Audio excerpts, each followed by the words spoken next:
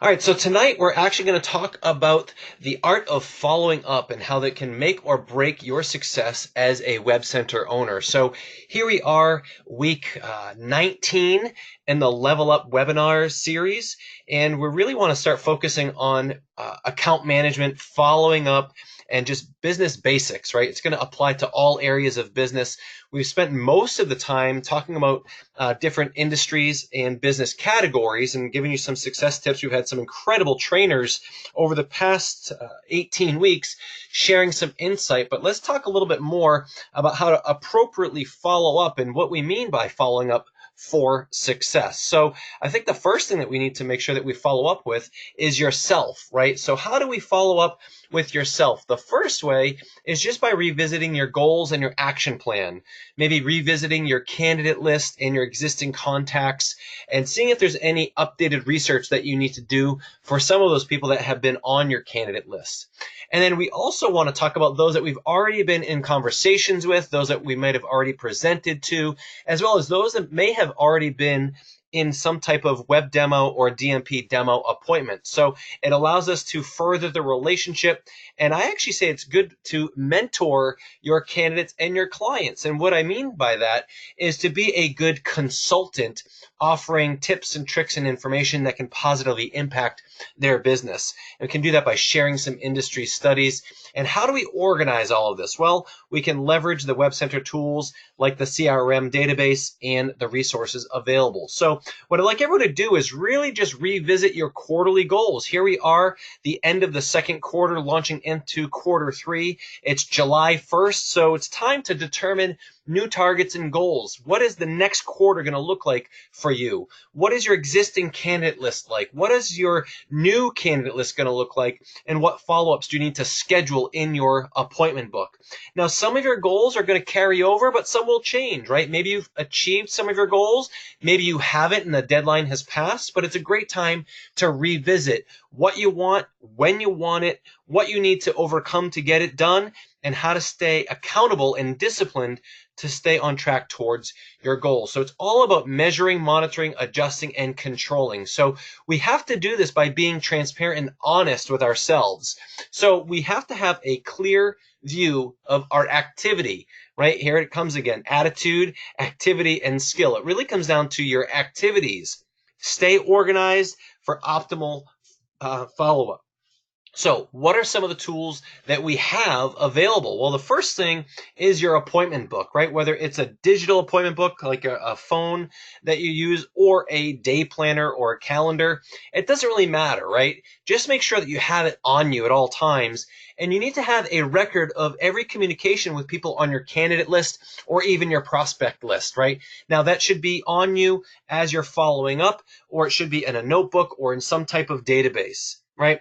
And then you should pick one day or night per week to really focus on follow-up, right? A lot of people say Friday follow-up. It's a great day for following up with people that you met with over the week, lines up the next week, lines up the next couple weeks, and really can organize yourself for success. But really it's up to you, but certainly at least one day or a night that you're going to focus on following up. Getting out those emails that you need to, getting out proposals that you might need to, answering questions that you might need to, right? Schedule that time in your appointment book of when you're going to focus on follow-up. And of course, on a daily basis, you want to circle times each day that you're going to dedicate to reaching out to your candidates. Now, these could be existing candidates or some new candidates on your list. Now, we have the 12-week action plan as well. So if you're a new WebCenter owner, this is a great tool. If you're an experienced WebCenter owner, that can also be good to keep you on track because, yeah, there's weekly exercises, but the tracking on it is important, right? Talking about who you're contacting, who you're following up with, what type of prospect they are, and really helps you stay organized. So you can print that from mawc411.com.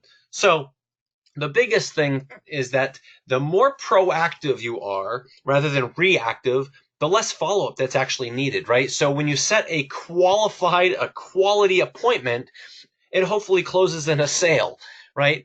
If you use the 15-minute consultations and it means that you're prepared going into an appointment, it also means that you might have done some research ahead of time, which means that you're going to be better geared for your actual appointment, your consultation appointment. It's going to progress and move things forward through the sales process. Having all decision makers available, right? That's important, because what happens if you present to someone who, let's say they're the office manager and they can't make the final decision, or maybe a spouse isn't present, but they're an influencer to the decision. Well, you're going to have to present again or get the information in front of those people again. So it's almost like it was a waste of time in the first place. So you want to make sure that you do your due diligence to make sure that you've got the right people at the right meeting with the right information the first time, right? And certainly the more organized, the less follow-up that you need as well. But be specific. Be specific about where they are in the current process. What is the next step? You should always know what the next step is. What do they need from you? And what are you waiting on from them? Who is handling the follow-up? Is that something that you're handling? Is it something that a product specialist is handling? And how can you create urgency? We'll talk more about that as we go. But the most important thing, just like a game of chess, is that you have a strategy, right? You need to have a clear follow-up strategy. It's going to make you a better WebCenter owner. It's going to make you a better unfranchised owner as well. So why is following up so critical? Well, let's look at these numbers, right? Numbers don't lie. So if we were to look at this, we'd say that 2% of sales are made on the first contact, right? We call that a one-call close. 3% of sales are made on the second contact. 5% of sales are made on the third contact. 10% of sales are made on the fourth contact. And 80% of sales are made between the 5th to 12th contact. But what is shocking is this, right? 12% of salespeople make more than 3 contacts. 25% of salespeople make a second contact and stop. And 48% of salespeople never follow up. And if we realize, and we go back a slide, and we go back to this and realize that 80% of sales are made between the 5th and 12th contact, yet almost 50% of salespeople never follow up, and really more than 3 follow-up contacts, 12% of salespeople. That means that you, if you are persistent and consistent in following up, you've got a great opportunity to build that relationship and create a sale. So just because it doesn't happen on your first appointment doesn't matter. Just because it doesn't happen maybe on the product demo doesn't matter. The idea is that you need to stay engaged and in touch with everyone on your candidate list. So how do we reach out to those people that are on our candidate list that we've already spoken to, or those that we might have already met with for a consultation, or for those that we might have had a demo appointment with? Well, it comes down to the same structure of having an approach, right? An initial approach, a business approach, an unfranchised business approach. The idea is that we need to have an introduction and the reason for your call. 2, eliminate the thing that you're concerned that they might be thinking. 3, give an appealing description of why you need to meet with them. 4 is what we call the follow-up approach. 5, set the appointment. And 6, the professional tie-down to make sure that you can avoid cancellations and no-shows, right? So again, the introduction, who you are, why you're calling. 2, what you think that they might be thinking. Are you looking for a sale from me? I don't have time right now. I'm not looking to meet with anyone about my website, whatever you're afraid they're thinking.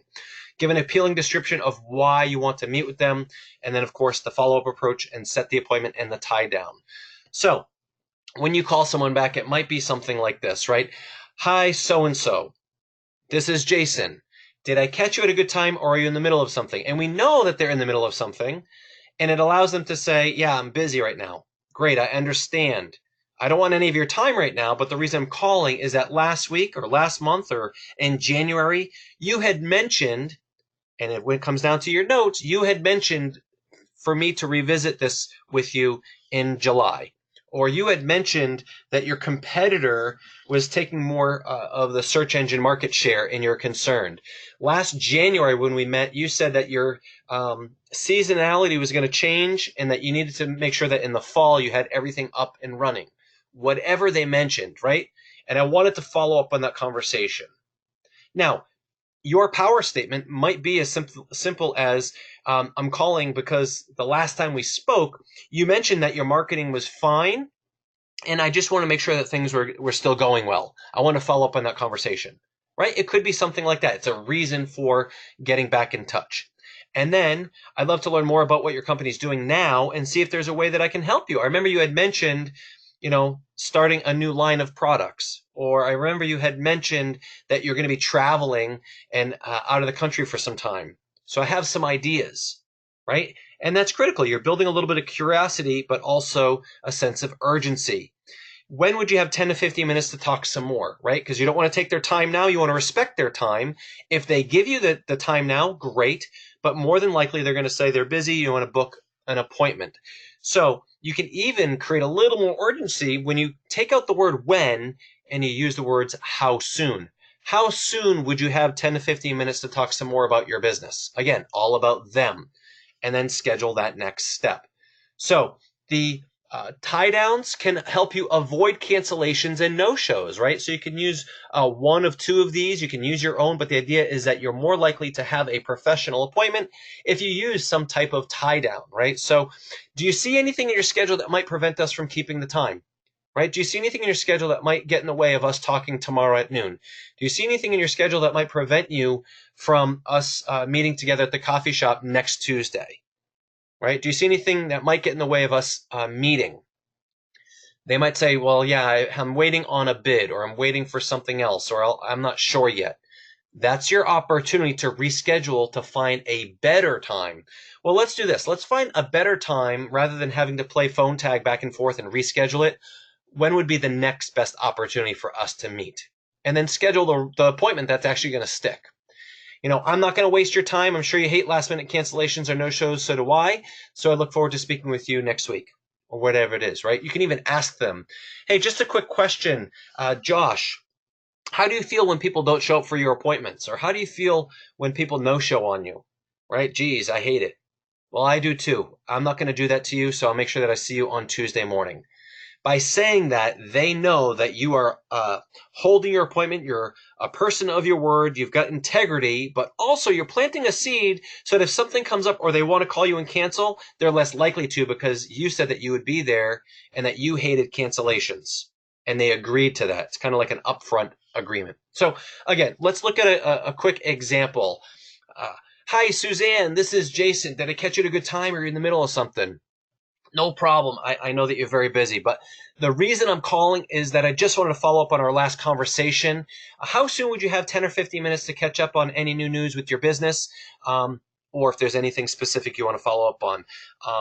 Last time we talked, it was your social media that was kind of concerning. So I don't want to take any of your time now because I know you're busy. So how soon could we meet for 10 or 15 minutes? Or if you want to create an interest-creating remark, you could do something like, we're running a campaign to make sure that businesses are getting the most out of their digital marketing or their social media. I'd like to do a little research and talk with you, so see where you're at and, share some information. When's the best time for me to call back?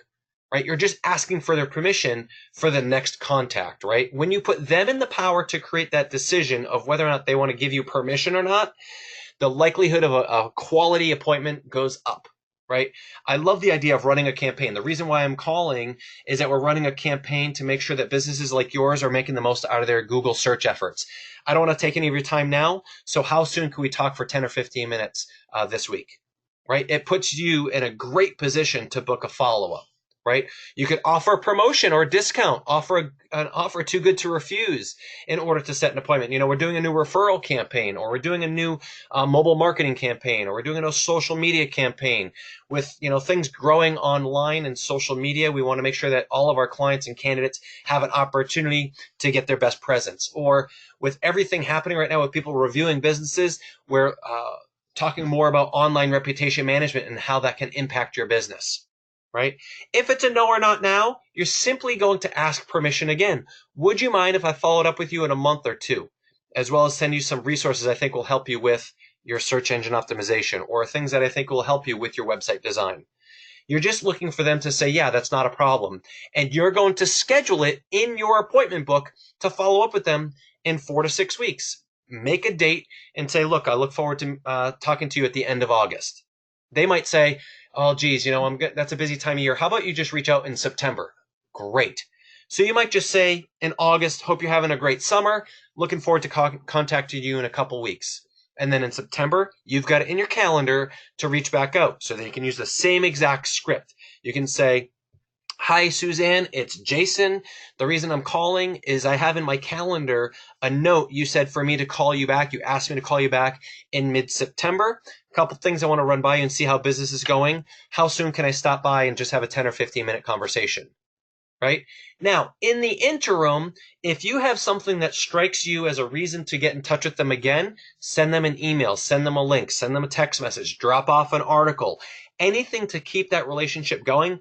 Just don't overdo it, right? You want to be persistently persistent, but you don't want to overload or overwhelm them to the point where you're stopping in every day or every week and they're going to get annoyed, right? So leverage some of the tools that we have, right? We have the client-facing YouTube channel, youtube.com/MA WebCenters official. There's some great videos on there that you can share with them. You also have the playlists that you could share with them, or you could pick one video. We've got the client education series. We've got the digital marketing summit. We've got digital marketing series in the online learning center. But we also have our blog, right? So blog.mawebcenters.com, where they can go on and see all sorts of articles, but you might find one of these articles, blogs, that is written specifically about their industry, or maybe about a question they had about a specific type of marketing, right? So you have the local relationship with the business owner, but leverage the bigger picture, the bigger team, the resources that we have, right? We've got digital marketing, industry-specific articles, internet marketing recommendations and best practices. So leverage these tools. You also have the catalog. You also have the marketing manual. There's so many things that you can do to stay in touch with candidates and or clients to keep yourself top of mind. Now, again, all of these tools are completely useless without you, right? These tools are simply meant to give you an opportunity to get a conversation started, to book an appointment, right? So they're there to support you and to create that effective follow-up, or to create a sense of urgency. In fact, within your web center, you can do an email marketing campaign and select one of our pre-generated email campaigns like Google AdWords or something about Facebook advertising. So you can use those or create your own email campaign and send that out, right?